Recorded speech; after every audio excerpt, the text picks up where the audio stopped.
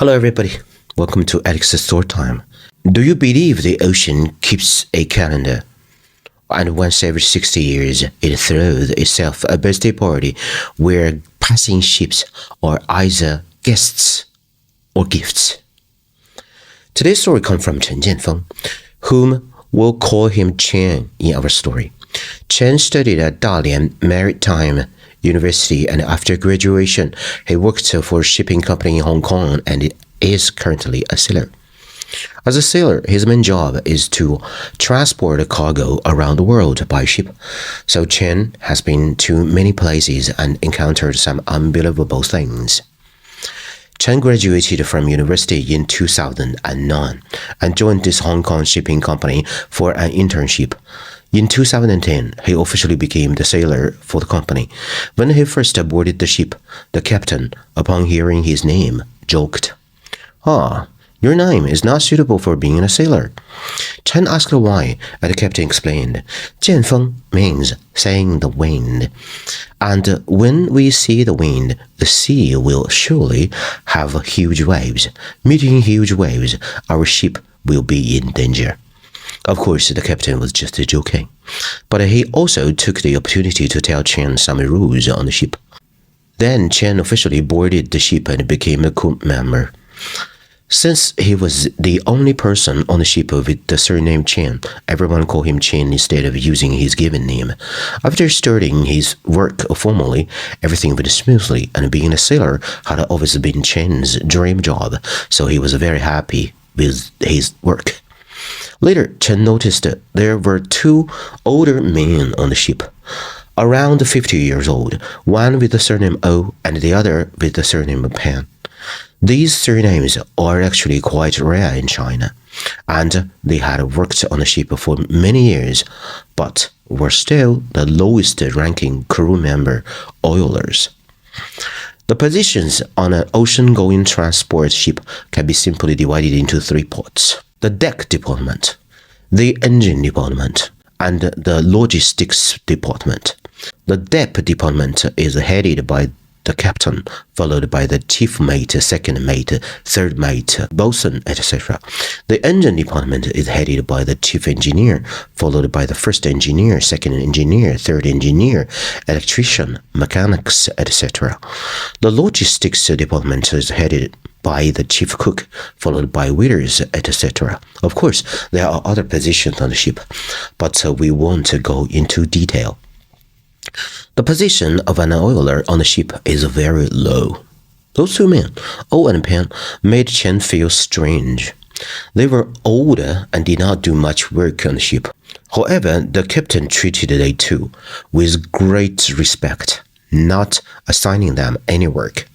Once, when the ship was fully loaded and about to depart, Pan had drunk too much the night before and did not get up. The captain said, "It's okay. We'll pay an extra day's dock fee and wait for Pan to rest well. We'll leave tomorrow." To wait for an oiler. Everybody, the entire ship and everyone on it, had to wait for him, and they had to pay an extra day's dock fee, which was not a small amount of money. The next day, when Pan came to the ship, he apologized to the captain immediately, who surprisingly said nothing. Under normal circumstances, a crew member at the lowest level who delayed due to drinking would have been scolded by the captain and then fired upon returning to the country. But the captain said nothing. Once, the ship's chief engineer brought some duty-free goods, which could be sold for a profit. In fact, this is not a big deal on a cargo ship. Later, when the captain found out, he scolded the chief engineer and kicked him hard on the buttocks, ferociously. The chief engineer is the biggest leader in the engine department, and he was scolded and kicked for such a small matter.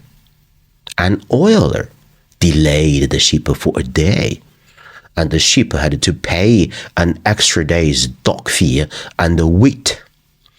And when he saw Pan, he didn't see anything. Chen found it very strange, and he had asked his colleagues, but they couldn't explain the reason either, speculating that these two might have some background or some relatives or friends who were company leaders, and the captain dared not offend them. Chen paid attention to these two people, but in fact, he did not find any special abilities or performance in them. It was at the end of 2013, on December 24th, Christmas Eve. Their ship was in Naples, Italy.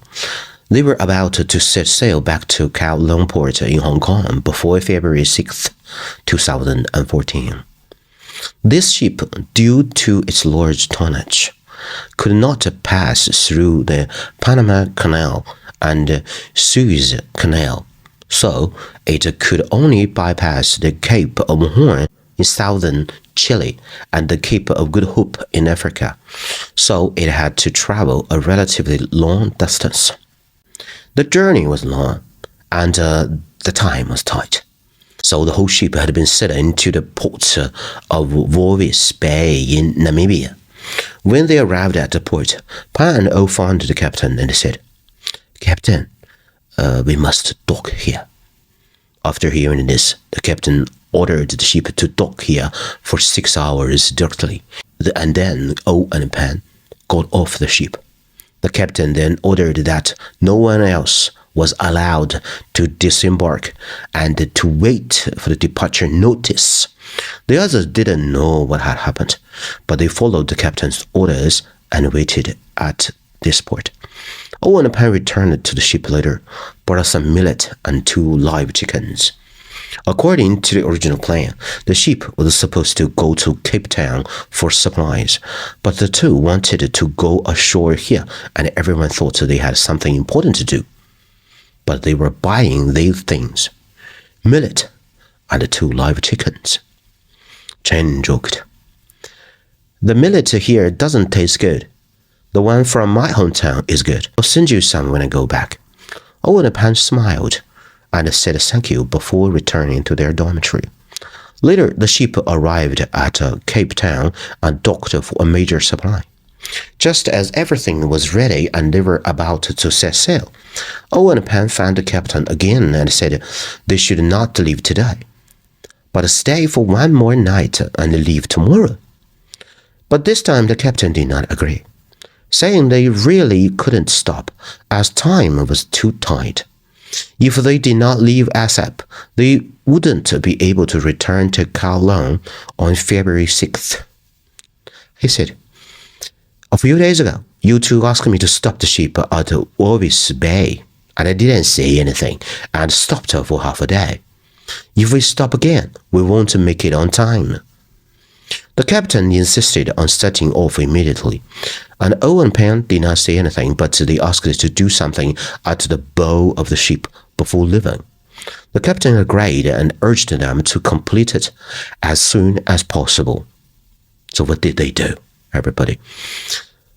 O returned to his cabin, got a live chicken, took it to the bow, and with a knife, he slit the chicken's neck. The blood dripped onto the bow. Chen was not far away at the time and saw it clearly, but he did not understand what these two people were doing. Then Chen saw the two of them light 3 incense sticks and hold them very devoutly, apparently praying to something, muttering words that Chen couldn't make out clear. The ceremony ended quickly, and the ship weighed anchor and set off for its destination, Hong Kong, immediately. In early January 2014, it was summer in the southern hemisphere, and their ship passed the Cape of Good Hope at 10 p.m. At this time, except for the crew on duty, everyone else was resting in their cabins. The people on duty at the time were the first mate, the chief engineer, the navigator, and several sailors, including Chen. But as soon as the ship passed the Cape of Good Hope, all the crew on duty felt the temperature around them drop sharply. As we just mentioned, It was summer in the southern hemisphere, and Chen and his colleagues were wearing short-sleeved sail uniform. But the temperature dropped in a sudden, as if it were winter in northern China. Several people put on long-sleeved clothes, but still very cold. Then, in less than 10 minutes, the first mate said the steering gear had failed, and then the engine speed began to decrease. The chief engineer checked where the problem was urgently and told everyone that it was very strange because steering gear and the propeller were both covered in ice, frozen into a lump of ice, and the ship could no longer move. However, it was summer in the southern hemisphere. How could this happen? The chief engineer took the maintenance team to the engine room to deal with this failure immediately. But after more than 2 hours of effort, they failed. The first mate called the captain and the chief engineer and asked them to come to the navigation room. The two leaders listened to the reports of the chief engineer and the first mate and also found it very incredible, because they had received weather and water information just a few hours ago. With wave heights of 0.5 to 1.2 meters and a water temperature of 17 degrees Celsius, everything seemed normal. The Cape of Good Hope is located at the southernmost tip of the African continent, and it is currently summer. How could the seawater drop to the freezing point in just a few hours? This is absolutely impossible. However, the ship had completely lost power and was drifting in the sea, and the steering gear was also out of control, which means the entire ship was out of control. The captain ordered the radio operator to send out a continuous distress signal, but there was no response. The captain also made a maritime satellite call to the South African port, but the rescue phone was not connected, nor was the company phone, nor the domestic maritime rescue phone. They found out through the compass that the ship was drifting at a speed of 5 knots to the south without power. Chen's mind was blank at the time. He had been a sailor for several years and had never encountered such a situation. The captain had no solution, and he sent the first mate to invite O and Pen. In a short while, these two people arrived at the navigation room, one with millet and one with a life jacket. They told the captain the current situation was due to not staying an extra day in Cape Town. The captain did not understand and asked, "What do you mean? What's the reason for the current situation?" Owen Pan gave the answer, but Chen had never heard of such a claim. They said that these days were the birthday of the ruler of the waters of the Cape of Good Hope, and it was an important day that came once every 60 years, which we just happened to catch. They prepared things in Walvis Bay because they were worried about encountering this situation and asked the captain to stay an extra day in Cape Town to avoid arriving at the Cape of Good Hope at this time. Chen couldn't believe such an explanation. This is not China, not the Yangtze River or the Yellow River. In China, there are even dragons in a well, but this is the Cape of Good Hope. This is Africa. Could there be a ruler here too? What is this ruler? An African dragon? But the captain was very convinced by what O and Pan said and explained, we are also trying to save time. If we don't leave, we definitely can't return to Hong Kong as agreed. You two must find a solution. The two agreed, saying they would solve it as soon as possible and asked the sailor to bring 2 bottles of wine and a steamed wine. Then, when the things were brought, these two, with the captain, the first mate, the chief engineer, and all the people on the ship who were not asleep, went to the bow In the middle of the night at 2 o'clock, he lit 3 incense sticks, inserted the incense sticks into the steam boil, and everyone lined up, each holding a bowl of wine. Then Pan stood at the bowl and began to mutter, speaking clearly but incomprehensibly. Not in English, not in Chinese, and not in Cantonese. After 3 minutes, Pan took out a knife, slit the chicken's neck, and sprinkled the chicken's blood on the bowl. The still alive chicken was thrown into the sea by himself, and then Pan asked everyone to pour the wine into the sea. No one spoke during the whole process. Everyone was so nervous, but O and Pan were very calm. Then everyone returned to their cabins, following the captain's order not to move out of the cabin. Everyone waited quietly. About 15 minutes later, people felt the temperature rising. At 4 o'clock, a big wave hit the deck, and soon received a message from the chief engineer that the propeller was working again, and the steering gear was working again. At this time, the captain took the helm personally and adjusted the direction to the northeast quickly. At 5 o'clock, before dawn, Chen saw the positioning lights of a ship flashing in the distance, and the ship's radio received a message from the ship confirming its identity. It was a South African rescue ship. The radio operator on Chen's ship identified themselves to this ship, which asked if they had received a distress call about a collision between 2 ships. Our side replied that they had not received it, and the other side said to pay attention to safe navigation and then headed southwest. Chen's ship finally got out of danger, regained control, and got back on the right course.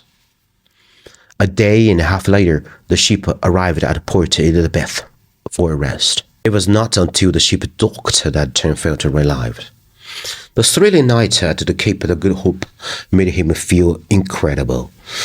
When chatting with the colleagues, no one could explain what had happened clearly. However, they heard a lot of bad news. At the time, they encountered strange conditions. A Panamanian cargo ship collided with a Southern African cargo ship, caused multiple deaths or missing. In addition, a separate ship took on water in 2 watertight compartments at the bottom, almost sinking. Also, at the Cape of Good Hope, several international cruise ships lost their way. Almost all of South Africa's rescue ships had been dispatched for search and rescue operations. And the entire port of Cape Town, even the entire Port Elizabeth, was in chaos. In addition, the staff at Port Elizabeth told Chen and other crew members that such a situation was not the first time in history. The last record was in 1954, when many ships lost their way and collided, causing many casualties. Chen calculated time from 1954 to 2014, exactly 60 years. Then the words of the 2 old sailors, O and Pan, at the sea. The ruler of these waters has a birthday, once every 60 years. Oh my God, it's just incredible, right? The good news is that Chen's ship was restored and continued to sail quickly, arriving at Kowloon Port in Hong Kong in the afternoon of February 5th, 2014, 1 day earlier than scheduled. Later, when Chen chatted privately with the captain told Chen a story from when he was still a novice sailor. After listening to his story, Chen finally understood the identity of the 2 old sailors, O and Pan, and why they were so respected by the captain. Here is the captain's story. At the time, the captain was still very young and was an ordinary crew member. The ship they were on was much smaller than it is now, so it could pass through the Suez Canal. Once their ship went through the Mediterranean Sea, through the Suez Canal, the Red Sea, the Mandeb Strait, out of the Gulf of Aden, and into the Indian Ocean. Everything went very smoothly along the way. However, after entering the Indian Ocean, one night when the ship was sailing on the sea, all the electronic equipment, instruments, and steering gear failed. And what was even more terrifying was that even the maritime compass failed. Their ship was in the Indian Ocean at the time, becoming deaf, dumb, and blind, feeling instantly abandoned by the whole world. No one knew what happened and what to do. The captain of the ship at the time was from Hong Kong and was also confused. Many of the crew members on the ship were of Filipino nationality, gathering together to talk, which the Hong Kong captain couldn't understand.